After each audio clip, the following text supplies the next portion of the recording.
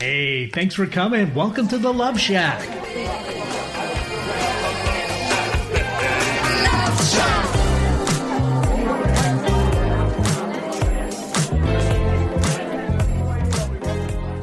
Hey, welcome to the Love Shack, a little old place where we get together and explore fresh perspectives, eavesdrop on juicy conversations, and uncover mysteries that nobody talks about, but absolutely influences our relationships. If you are struggling in your marriage, just starting out in a new relationship, or are single and looking to do better next time, this is the show for you. My name is Stacey Bartley, and I am here with my co-host and lover, Tom.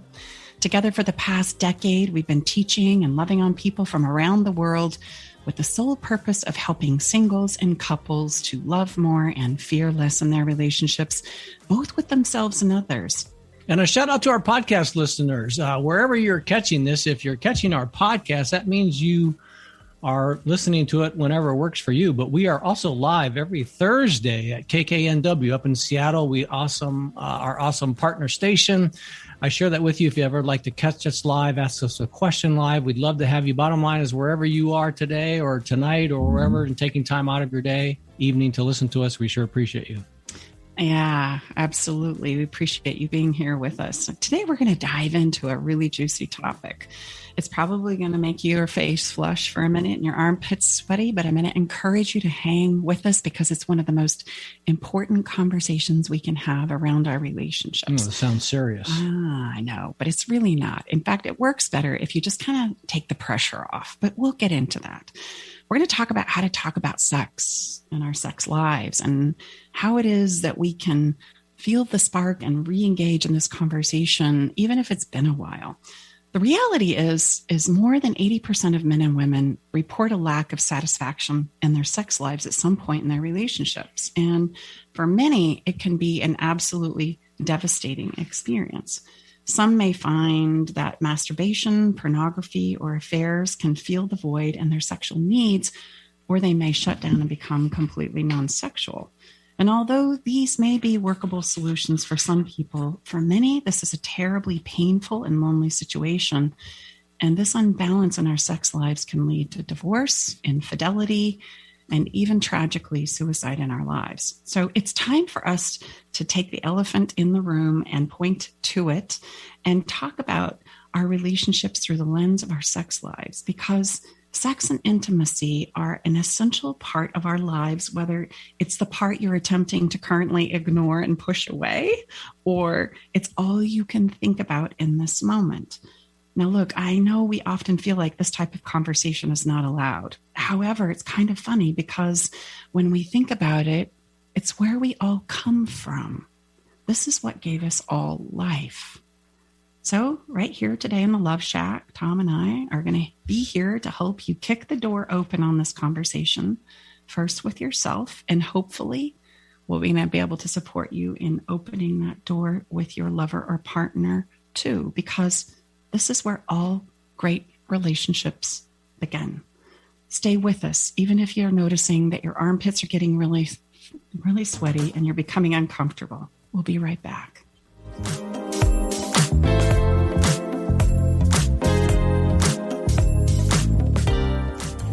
Are you tired of sitting on a couples counselor's couch and feeling like you're just rehashing the past and making no progress?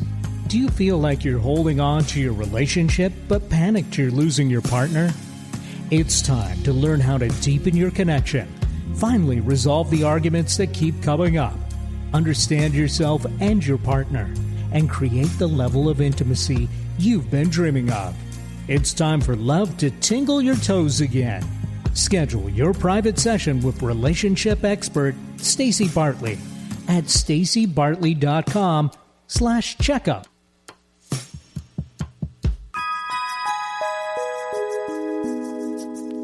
Ready to learn the most important thing you can do to revitalize your relationship today? Go to staceybartley.com/fairydust. staceybartley.com/fairydust. This is the number one thing Stacy teaches her VIP clients that has the power to improve the health of your relationship today. Learn how sprinkling a little fairy dust in your relationship can stop arguments in their tracks, rekindle your spark, and take your difficult conversations from the struggle bus to easy street. Do you feel like your love life is on life support? It's time for a turbocharged relationship resuscitation with an alternative to marriage counseling. Head over to stacybartley.com to learn more about their proprietary programs their clients use to save their relationships.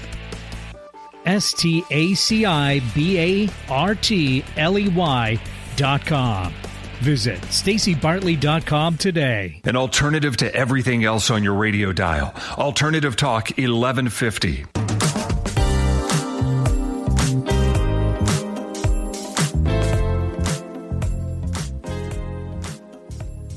Hey, welcome back. Today we're going to be jumping into the conversation of how to talk about sex and your sex life. And we're going to begin with thinking about it from your own perspective, but then hopefully, time we're done, we're going to empower you with ways that you can actually take this conversation into a partner type of a situation as well. And I notice that myself sometimes when I'm with clients, that it becomes a very uncomfortable conversation for us to embark on. And I want you to just breathe easy, even though maybe your armpits are feeling a little sweaty right now. Just hang with us, because I think you're going to be surprised about what sex is, what we need to do with it, and why it plays such a key role in our relationships, right? We're going to give you the real deal here. And listen, there's two simple questions I'm going to share with you to get the conversation started. I'm going to give you some helpful ways to overcome the difficulty of talking about sexuality and desire and what it is you really need and why that gets shut down. And I'm going to also talk about how to understand and maybe overcome some of the disappointment and frustration and hurt that you've experienced as a result of not understanding the role that sex plays in our lives as we go forward. And if you have questions, I know we talk a lot about this. We would love for you to call in. You can do it in a number of different ways, but a couple different ways is you call in to 425-373-5527. You don't have to give your name. You don't have to give where you live. You can also text us a question at 601-207-0080. And I want you to know that questions from our listeners always trump whatever it is we've had planned. So I encourage you to call in when you feel inspired to. There's probably going to be some things that are going to come up as we proceed in the conversation. So I just wanted to lay that groundwork for you first and foremost. Again, that number is 425-373-5527, or you can text at 601-207-0080. I want to begin why sex is important. And as human beings, we can rationalize the idea that it's not important, especially when it's been so disappointing, when it's created so many problems and challenges in a relationship. Sometimes I see my clients and my students say, gosh, could we just be done with it already? Like, could we just, and especially as we get older in life, I hear a lot of women say, oh, thank goodness I'm going through menopause because now I don't have to be bothered with all of that, right? You don't want to go there. And there's a very fundamental reason why. So as we dive into this conversation, I also want to assure you and reassure you that the same principles we need for creating better relationships in what I call our day-to-day lives are the same exact principles we need to understand to create better sex lives. We've shared many of these principles in our previous episodes, so if you haven't listened to them, go catch up. However, let's do a basic recap of the 3 critically important ones that you need to remember as we step into the conversation of sex. And again, these are foundational frameworks and principles that, as Stacy had shared, that, yes, they're very, very important for sex, but they're very, very important of simply sharing ourselves with our loved ones. Mm-hmm. And that's really the place that we teach and mentor from, is a place of practicality, and a place that you can simply and easily put this into your life, oftentimes with practice and mentorship, but it's not real complicated, but very, very effective. Mm-hmm. So number 1, showing up is our number 1 challenge. Having the courage to show up is so important and is much easier when you understand yourself. And most of us are trying to understand our lovers, which makes us insecure, doubt ourselves, right? We don't have a very easy time showing up if I don't really know and understand myself. So when you say showing up, are you saying that we show up as an imposter of ourselves? No. I understand my own thoughts and feelings, and I can translate them into a language I can understand and then share with you. And if I can't do that, then I need to spend some time here before I go anywhere else. It's like getting familiar with your own landscape before you try and merge that beautiful landscape with another human being. I've got to be able to translate my own thoughts, feelings, and emotions into a language that I can understand. And when I get there, it's going to give me the courage and confidence to show up. Think about it. The only thing that stops us in getting what it is we want is ourselves, the way we believe in ourselves or not, right? The places where I feel confident or I don't. And I myself am stopping and starting myself all the time. I stop myself from doing the things that I want to do. I also stop myself from doing the things I know I need to do, right? So it's all happening within inside of us as individuals. So that's the first thing that is going to pop up here when we start talking about sex. The second thing that's critically important is creating emotional safety necessary to share. This is true regardless of whether we're having a difficult conversation or trying to solve a problem in our daytime life, or we're wanting to explore deeper aspects of ourselves in our sex life. Because the reality is, if it's not safe to share, then we won't. And we don't, period. There is no way around that. I'm sorry to interrupt. This is something we talk about all the time and teach and mentor with our private clients. But I'll just say me, when I hear, and Stacey and I have been together for 10 years, when I hear safety, sometimes we don't hear the emotional safety. And most of us, or let me rephrase that. I go to, please understand, ladies and gentlemen, physical safety goes without saying. If that's ever an issue, please, that's never a place to jeopardize yourself. But what we're talking about here is emotional safety, meaning being able to say what you need to say without the fear of having your head taken off. Yes, Mrs. Bartley? Yes. And so that always follows the question of, well, what creates emotional safety? Like, well, all right, I get it. I see what you're saying. And for many, this is like an aha moment. It's like, oh my gosh, I've never really thought about needing to feel emotionally safe, but I do, because you're right. If I don't feel emotionally safe to share, I won't. Right. Okay? I'm not going to say what I'm not going to, the old John Mayer song, say what you need to say. That's not going to happen. And then let's just be honest. We're not going to have incredible, sexual and intimacy if we can't have emotional safety, because it's a very, very, I would say, blended experience between the physical and the emotional. I might say I'm really good at number one. I get myself. I really understand myself. Oh, I can translate my thoughts, feelings, and emotions in a nanosecond, but I'm not sharing it with you. Right. No way, because it's not emotionally safe. Okay. And then we can't go to the emotional safety if we don't have the physical safety. Right. So there's no way to get there from there. So if by chance you are experiencing unsafe places, please, please, please get some support. Don't wait on that. So I just want to throw that out there. So I'm assuming you're physically safe. We're talking about emotional safety here. If I don't feel emotionally safe, I can't go there.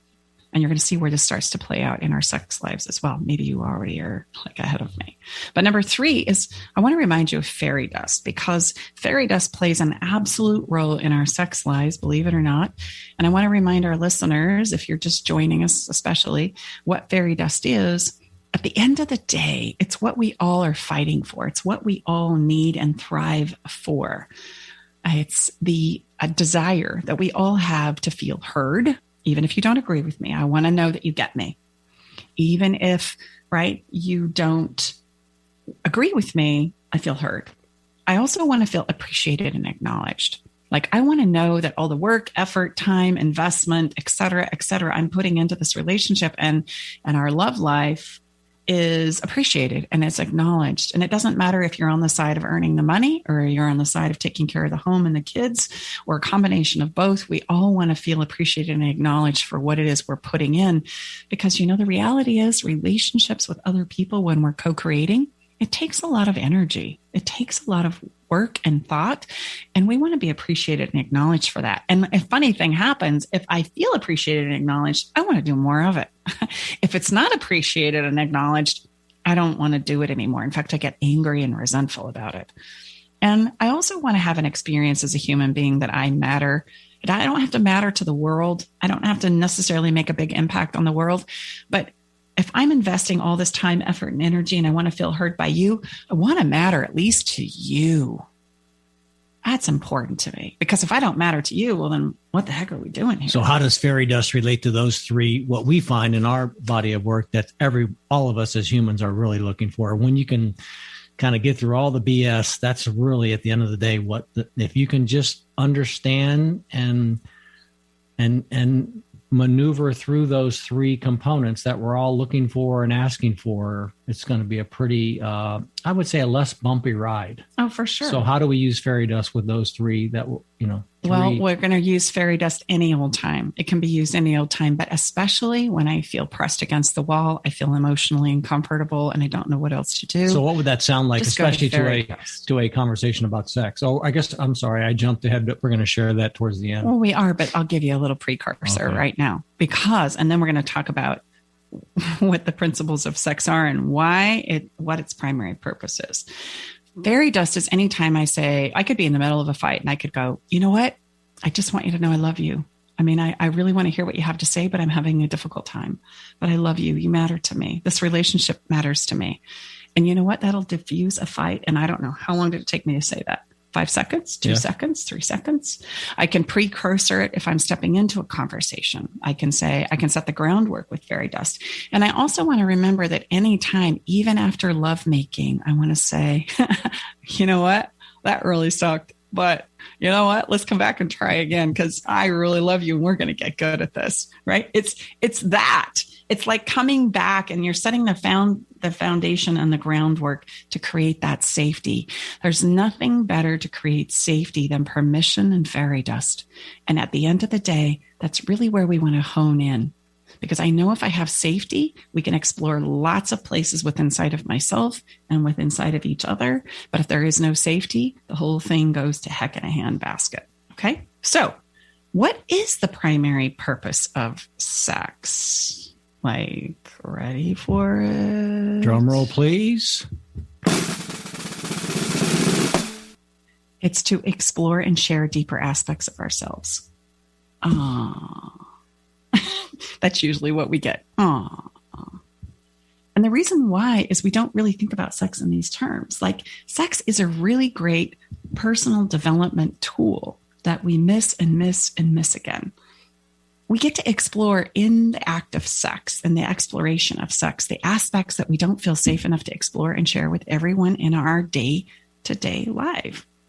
So please notice for a moment, most of us find it much easier to show up in our day-to-day lives, checking tasks, running chores, doing work, right? Taking care of the kids than we do in our intimate lives. And unfortunately, our intimate lives are pretty short and pretty infrequent, tragically, because it's in our intimate lives that we can do a lot of self-exploration and learning and discovery, and we don't talk about that very much.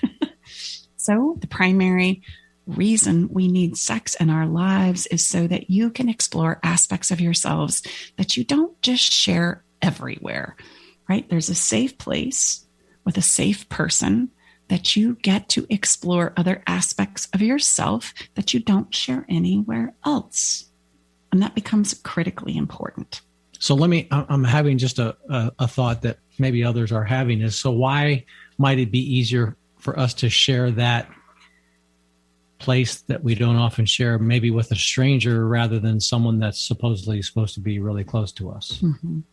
Well, let me explain it like this. If I'm a task doer right? I spend my day-to-day life as a decision maker. I'm having to check tasks, be on it, govern people, businesses, I'm a CEO. I'm a get her done a person. When I slip into my intimate life with someone else, commonly what's desired is the exploration of not being in charge or having to make any decisions. I essentially want to be taken. Like, take me away. I don't want to think about anything. I want to explore this other aspect of myself that I never get a chance to try on any place else with anyone else. And man, does that sound good to do right here and right now, right? So why would that be easier potentially with a stranger rather than someone close to us? It wouldn't be necessarily closer with a stranger, but remember, a stranger is somebody that you can be intimate with, you can explore those things with, and then there's no repercussions. You can just say ta-ta and move on to the next one. There's nothing of risk there. The risk is much lower if I have sex with a stranger than if I have sex with a lover. I can expose myself easier there, just like I can go to a counselor and I can say things to them that I can't necessarily say to my partner. And it's simply because we don't have the safety there yet, right? We don't have the safety to do that there yet. And this is important because, right, rather than judge ourselves for what it is we're doing right now in our sex lives, it's important for you to notice what you are doing because it tells you where you are. It tells you where you feel safe and where you don't. It tells us where you are comfortable going with inside of yourself and not. Now, I talked about the person who has to make all the decisions, and what's commonly desirable for those types of people is to be taken. Let's talk about the other side of it. People who are basically in the experience of playing a passive role in their day-to-day life, it's common for them to desire the exploration of being in charge. Like, I'm in charge here. We're doing this my way. It's going to happen and go down like that. And this is a place within inside of themselves they don't share or get to share or feel safe enough to share anywhere else. But in my intimate moments for like 30 minutes, maybe an hour, I can try it on and I can see how that feels. And it empowers me. So our sex lives are the opportunity for us to expand, explore, and grow, to risk and explore what it might be like to be the opposite of what I typically am day in and day out, and who I might be if I showed up and did this, or what might happen if I show up like that. Can we try it on? Now, I'm starting to point to something that we don't talk about often in the world of sex and intimacy, even with like sex therapy. I'm starting to point to the experience of sex by nature is fantasy. It's imagination. And it's tough for us to experience erotic and sensuous pleasures if it is just an extension of our reality. Like, boo, hiss. Who wants any of that? Who wants my sex life to be anything like my day-to-day life? I mean, just think about that for a minute. It's like, heck. Stay with us. We'll be right back. Navigating the silent, complex moments of separation or your partner's need for space can feel like walking through a maze without a map. If this sounds familiar, know that you are not alone. This journey, filled with uncertainties and introspection, requires a gentle, understanding guide. Hey, I'm Brooke from Love Shack Live. We see you, and more importantly, we get it. That's why we created the Separation Support Bundle. A collection of resources designed to not just guide you through separation, but to offer comfort and clarity during these times. Our separation guide offers insights and support to help make sense of your emotions and the process of separation. And for those moments when words escape you, our guide on 10 texts to send when navigating space provides thoughtful prompts to help communicate with compassion. Plus, a soothing separation meditation to help ease the overwhelming moments. Because sometimes all we need is a starting point, or a way to start feeling okay again. Remember, you don't have to journey through these complexities of separation alone. Our Separation Support Bundle is here to accompany you, guiding you towards healing, understanding, and most importantly, the renewed sense of self.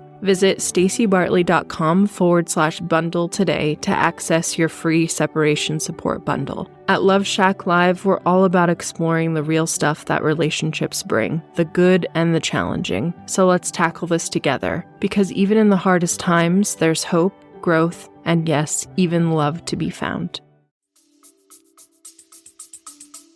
Oh, So the proverbial check that box on the planner, on the day's schedule. yeah. Well, and that's why sex that's like very rote like that is often flat, because it's like, it's just an extension of getting another task done in my day. And if that's what it is, it's boring. It's not compelling. It's not erotic. It's not sensuous. It's not pleasurable. It's like, why bother? I've got 1,000 other things that I could check that box with as well, but okay. And you know what? Unfortunately, a lot of couples do just check that box. Would you say that's common as the years go by and we have spent more time together, that becomes more of a rote process? Yes, very much so. We know it's important, but we don't know why it's important, and we don't know what it does for us, because very few of us explore what it can do for us. And I would say we get a little complicit or lazy, maybe even lazy, that, we don't want to venture into and really, undertake what might it be like to reignite it. Well, and sex and fantasy, we can be threatened by fantasy. Like several of our clients, right, say, my partner is fantasizing about this little something, right, and wearing a thing, and that's never going to look good on me, and I'm not like that. I feel threatened. I feel jealous. And unfortunately, it's just fantasy. It doesn't mean they want you to be that. It just means that that's something that they're exploring in their own imagination and fantasy that is erotic for them. And they don't want that. They want you, because they're here with you, right? Showing up and being with you is 99.9% of the game. And we need to allow fantasy to be just that, fantasy, a place where we can explore, we can take the pressure off, we can let go, we can try on all these different things. There might be times where I want a 6'7", 5'7" black man, right? And that's going to be something that's erotic to me. And I'm going to assure you that Tom is nowhere near that. And I don't know, Tom, sometimes maybe you want a little teeny tiny Asian girl, and she wears and looks very sexy in a very piece of, sexy lingerie. And I'm not that. I'm like 6 feet and 180 pounds. And, but I can pretend to be, I can imagine to be, or he can imagine me as that. And that does not mean he loves me any less. And so part of all of this is managing ourselves and our own fears and insecurities within inside of ourselves, that it is fantasy that drives our sex. So I just want to take you back to a place where we've all been there before. We all know this place because it's where we come from in our childhood. Remember the host of games that we would play as kids? I mean, I certainly do. Tom, I don't know. You have jokingly said you come out digging holes and going to work. Hanging wallpaper, painting walls. Yes. Do you remember being a kid for real? I do. I mean, so did you pretend? Don't have real vivid memories of pretend, but I do remember we built a tree fort. That was pretty cool. Well, that's cool. So did you ever play the proverbial cowboys and Indians? And no, I think I played doctor. Oh, behave. And how did you play doctor? Our sound engineer is freaking out. It's all right. We'll keep it radio friendly. It's all right. Doctor. Who did you play doctor with? I'm thinking of that song. Who did you play doctor with? I can't share that right now. Well, okay. I want you to see that as kids, starting about the age of 3, if you have kids around you right now, I know my grandkids sure do, and my own kids did, and I remember doing it myself. We, in our imagination, pretend to be things that we're not yet. Like I remember, right, practicing being a mom, and my poor dachshund Marjo was her name. I would put her in baby clothes and I'd put her in my buggy, and oh gosh, I'd mash up crackers with water and spoon feed it to her like it was baby food. And I taught her to suck on a pacifier, and I'd parade her around the neighborhood, and I too played doctor with my little best friend in the lilac bushes in the backyard of my house, right? And I remember giving him a shot in the butt with a stick. What a shock. When I remember, imagining I was driving a car and I was cooking and doing all these things that I saw adult people doing. Now, hold on to that thought for a minute, because it was just imagination. I'm not a chef. I'm not a doctor. I like to play doctor, but I'm not a doctor. And it was just imagination where I got to try on what it might be like to see these personas of what I was seeing as a kid, as an adult. I was imagining, or I was fantasizing what that might be like. And that's what we can do in our sex lives. Like, we can try on personas of ourselves that we know we're not and we never want to be, but we can expand our learning of ourselves and the world around us and our environment and our peeps that we come across by playing and role playing these things out. This is the gift of sex. We can pretend, we can explore aspects of ourselves we would never be in our daytime lives and be people we know we're not, but can still pretend to be. We can let go and we can create a place to escape the realities of everyday life as we experience the pleasure and excitement in both our physical and emotional bodies. So this is important in our work, and in these episodes of Love Shack, you're going to hear us say we separate and have an understanding of the physical and the emotional bodies. I need you to understand that the ecstasy of having a physical and emotional body connect and align is the true climax in sex. If they do not connect and align, there will be no orgasm. And women have a really difficult time with this, merging their physical bodies and their emotional bodies together. That's why it takes them longer to get to a place of orgasm, right? Men, they seem to be really quick at it. And there's a reason for that unfortunately in today's conversation, we're not going to be able to get into. However, just realize that that is the ultimate ecstasy, when my physical and my emotional bodies connect and come into alignment with each other. Boom, you're there. Sex is simply a fantasy and a pretend. It's the opportunity. It's the bridge between our reality and our sensuality and our imagination. So I have to ask, how in the world has it become so complicated and created so many challenges in our lives? If that's all it is, like it's just imagination, it's just play, it's just fantasy. Well, so ¿qué pasa? What's the deal? We're going to take a break right now and allow what we've just said for the last few minutes to soak in. And when we come back, we'll answer that question for you.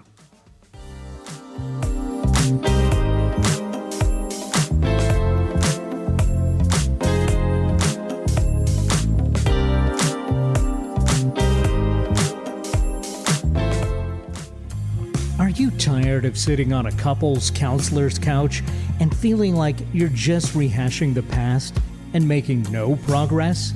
Do you feel like you're holding on to your relationship but panicked you're losing your partner? It's time to learn how to deepen your connection, finally resolve the arguments that keep coming up, understand yourself and your partner, and create the level of intimacy you've been dreaming of. It's time for love to tingle your toes again.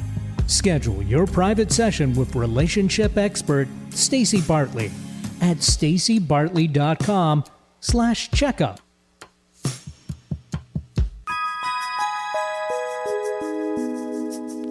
Ready to learn the most important thing you can do to revitalize your relationship today? Go to staceybartley.com/fairydust. staceybartley.com/fairydust. This is the number one thing Stacey teaches her VIP clients that has the power to improve the health of your relationship today. Learn how sprinkling a little fairy dust in your relationship can stop arguments in their tracks, rekindle your spark, and take your difficult conversations from the struggle bus to easy street. Do you feel like your love life is on life support? It's time for a turbocharged relationship resuscitation with an alternative to marriage counseling. Head over to staceybartley.com to learn more about their proprietary programs their clients use to save their relationships. staceybartley.com. Visit StacyBartley.com today. Seattle, Tacoma, Antwerp. That's right. We're streamed worldwide on our app and on the web at 1150kknw.com.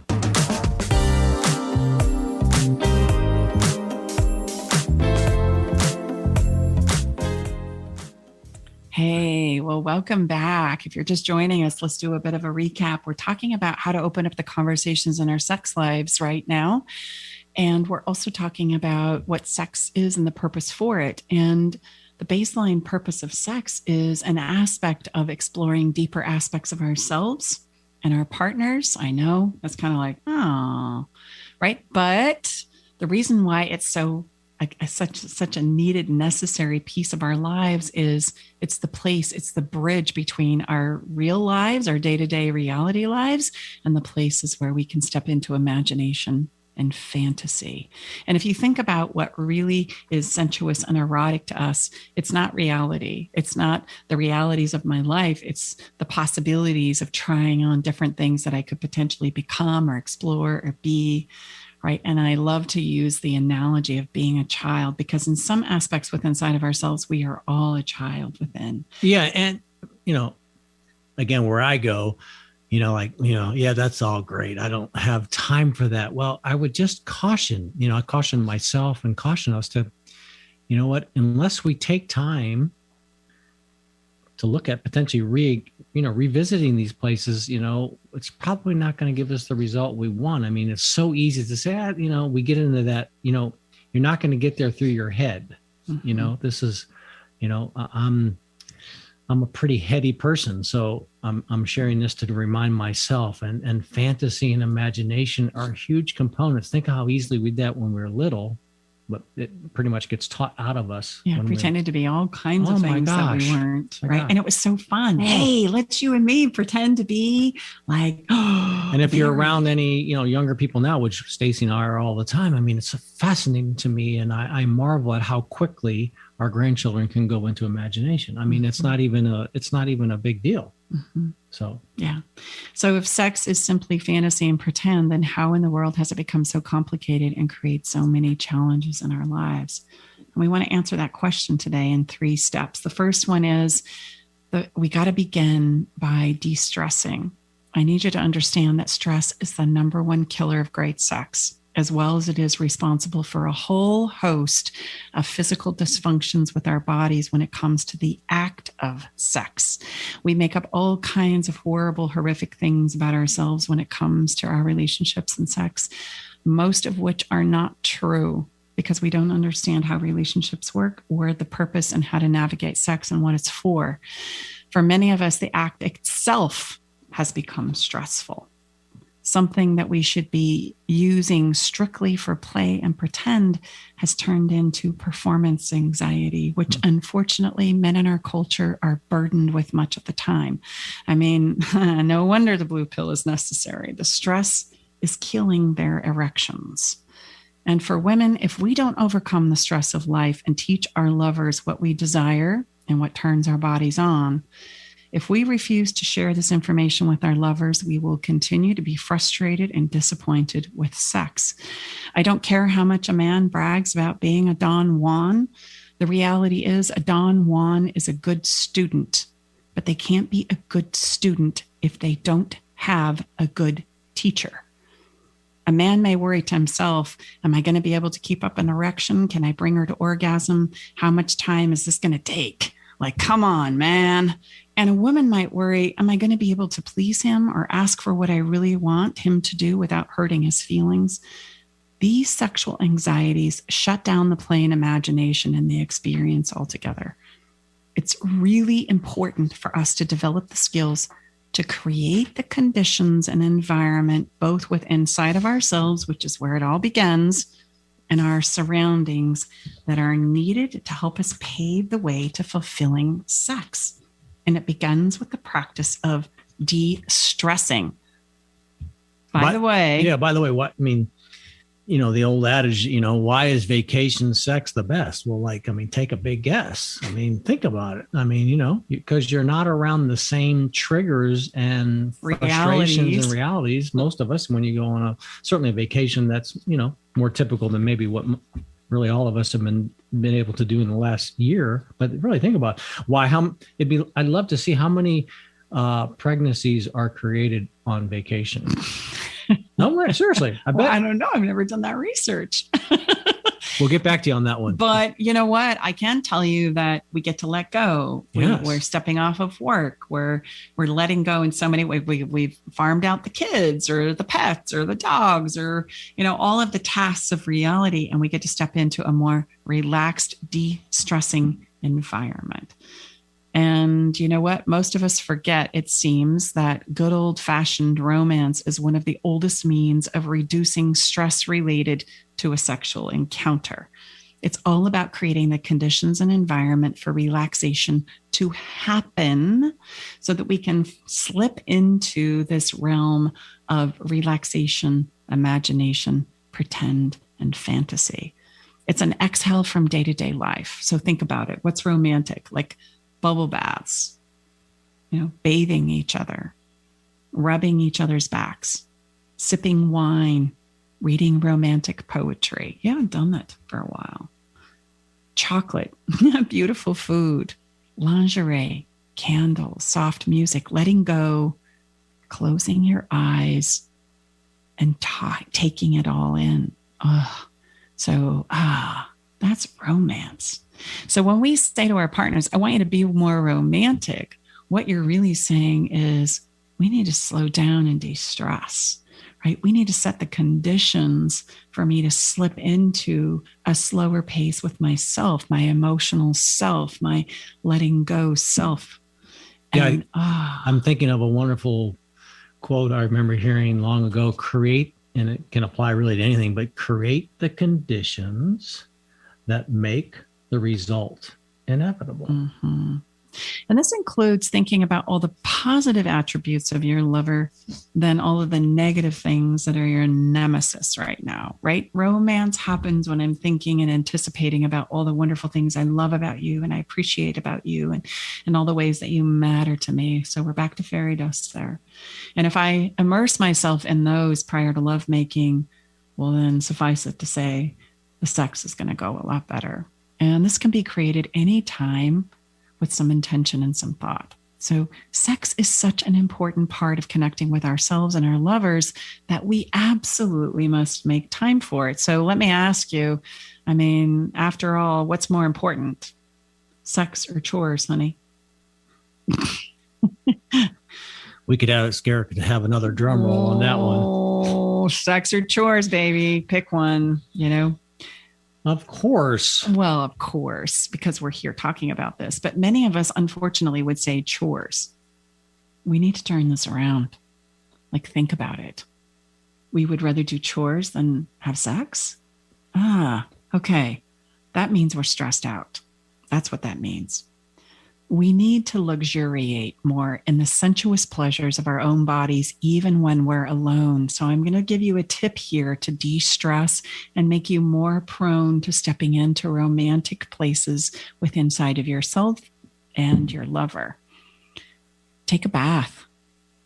Slow down. Use oils. I always say a shower is kind of like a wham, bam, thank you, ma'am, right?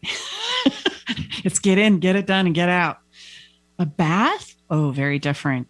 When we take time to bathe ourselves, use oils, listen to soft music, think pleasant and sensuous thoughts, wash ourselves slowly and feel the sensations of your hands touch each and every part of your body in a sensual and loving manner. I need you to know this is not a trivial and foolish activity for anyone of any age. It is actually conducive to feeling good about yourself and aids in developing a more positive self-image. It's good for your physical and mental health. And boy, do we need both right now. Sensuality is the bridge between the worlds of reality, which, let's be honest, can be very, very stressful, and pretend and play with sexual intimacy. In between the external world and your bedroom, we must learn to reduce or control stress so that problems stop knocking and the bed starts rocking. Ooh la la. Read that one again. In between the real external world and your bedroom, we must learn to reduce or control stress so the problems stop knocking and the bed starts rocking. Are you in? I'm in. Ooh. And listen, the more we can do this, the more we can learn to create a mood for romantic anticipation more often in our lives, the more likely we are to go back there. And listen, we don't even have to have intercourse in order to have this experience. I really want to highlight this, that intimacy and the exploration of our sex lives doesn't necessarily mean that we even reach climax or that we even have intercourse. It's this. Isn't this what we're all wanting? Like the sensuous extension of pleasure, the making of love with each other. And oftentimes, I hope I don't disclose too much here, but Tom and I in our sex lives, right? It's wonderful. It happens every night, not the culmination of climax, but the intimate moments of, right, lovemaking, of, holding each other and exploring each other and hugging each other. And, we call it docking. And there's so many elements of that are so good for just tickle my back, tell me you love me, hold me tight, let's spoon, that we need, that's really good for our mental and emotional experiences in our lives. Okay, so that's number one. Number two, quickly, is I want to reassure you that making love is simply a give and receive. So I want you to ask yourself right now, can you do both? Can you give pleasure and erotic, right, stimulation to your partner? Most of us can probably say yes. And can you receive? Can you lay back, receive, take in, allow, give yourself permission to enjoy? Which side of that equation are you on? Right? Some people receive and never give, which is not going to work. And some people give and give and give and give and never allow themselves to receive. So I just ask you to explore, right? After we distress, where are you on the give and receive table? And then number three, we've got to talk about it, because if we can't, we're never going to get better at something that we can't explore and share. That's why we don't get better at sex and relationships, because we don't ever talk about them. We're not willing to say, this is what works for me and this is what doesn't, right? This is where I'm at. Where are you? These conversations don't take place. So it prevents us from ever improving or getting masterful at these things we so desire in our lives. And I would say that's in working with our private clients, specificity, especially when it comes to our, sexual place in our relationships, probably, would you say, Stace, that that's probably the hardest place for couples and partners to share about? 100%. Like usually conversations, and we're unlearning this slowly as we go down in the generational chain. But certainly people of our generation, in your 40s, 50s, 60s, talking about sex was a very awkward, uncomfortable place to be. And that's starting to change a bit, but we need to keep changing and pushing against that fear and insecurity, because sex is a natural, normal part of our lives. It's where we come from. It's what we're made of. And it's life-giving if we know how to allow it place and space in our lives. So we've got to talk about it. So we've got to de-stress. We've got to evaluate and expand my ability to give and receive. And I've got to actually learn how to talk about it. And ironically, the more I talk about it, the better I feel about talking about it. It becomes very uncomfortable at first. And the more I talk about it, the more comfortable I become. So to open that door and to give you some leg up in regards to talking about it, I want to give you some questions that you can say to get the conversation started. So again, some real, every show it's our intent to give you some real takeaways here. And so give you some very specific language and questions to ask, and they're not hard. It's simply a lot like we share often, that's simply the sequence of words and how we say that can be very, very powerful, and usually in a much different way than what we've ever heard before. Yeah. So instead of saying, and I'm going to point out a framework here, instead of saying that sex sucked, I'm never doing it again, or gosh, are you going to be able to keep it up this time? Or how long is this going to take? man, holy cow. I would encourage you to say something more along the lines of what you want. Take ownership of this, of what you want and what you want to step into and create in your relationship. That's a much better way to step into the conversation. So something like, I would like to explore with you how I might be able to share more of myself with you and you with me. How does that sound? Wonderful. Because because you're here on the show and you've listened to this conversation, you know that sex is simply an exploration of ourselves and each other. It's a place where we can go in our imagination and our fantasy, and we can try on things and explore things that we don't typically explore anywhere else. Yeah. Now, you've heard me share this a lot. There's a much different response when you're asking, you're inviting someone into your experience versus condemning them. Think about it when you need an invitation to anything. Mm-hmm. Think about oh my gosh, you may not be able to go, but it's still usually oh gosh, I was invited. And a question is always that. Sincerely asked, a question is an invitation in instead of a condemnation. Right. It's inviting your feedback and your input instead of a statement of, I'm not satisfied and you suck. Right? So number 2, if you want to get a little more edgy, is I want to learn how to rock your world and show you how to rock mine in the bedroom. Are you in? I don't know of many people in the world that wouldn't go, heck yeah. Take me away, baby. Let's go. Might have to rearrange my calendar for that one. And I'm going to give you a bonus one because I think it's really important. The bonus one is I'm wanting to get good at creating more romance and intimacy in our relationship. Is this something that you would want to do too? And then paint a visual picture. We forget how powerful words can be. You can say, maybe I could make us a nice meal. Get some good wine, put on an outfit. What would you like me to wear? How would you like me to show up? Could we start there? And again, I don't know of anybody that wouldn't go, yeah, what time do you want me there? Right? It's empowering. And you're coming from a place where you're talking about and exploring ways to actually create what it is you want instead of, like we've talked about, banging on the problem. Banging on the problem of you're not satisfied in your sex life only takes us to a place of fight. But if I step in and I ask for what it is I really want to create with you, it's a game changer, and it puts us on the path to actually beginning to look for the ways that we can actually create more of what it is we want. And I would say if you're having like, God, those are awesome questions, and I would love to be able to share those with my partner, my spouse, my lover, but I have no idea how I could do that. Well, then that's how we support our clients. Many times in these initial first steps, you need some mentors around you to be able to help coach and help you practice and teach you. So reach out to us. That's exactly what we do. Mm-hmm. Well, gosh darn it. This is the fastest hour in the whole week. It's time for us to close today's episode. I just want to say to our listeners, hey, if you have any questions, go to our website. You're more than welcome to reach out to us, to text us a question. Again, what is that text number, babe? While he's looking that up, go to our website. There's a place where you can record your questions. You can send us an email. There might be a lot coming up that you want to know and explore more about. So don't hesitate to go there and engage with us. We're here to support you in any way that we so can.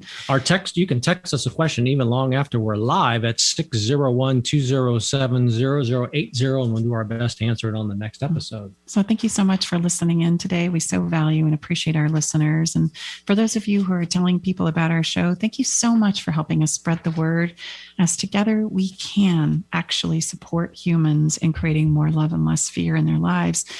You can find this recording of the show along with our past episodes wherever you listen to your podcasts. And if you haven't already, please subscribe and send us a review. We would love to hear how you're enjoying the show.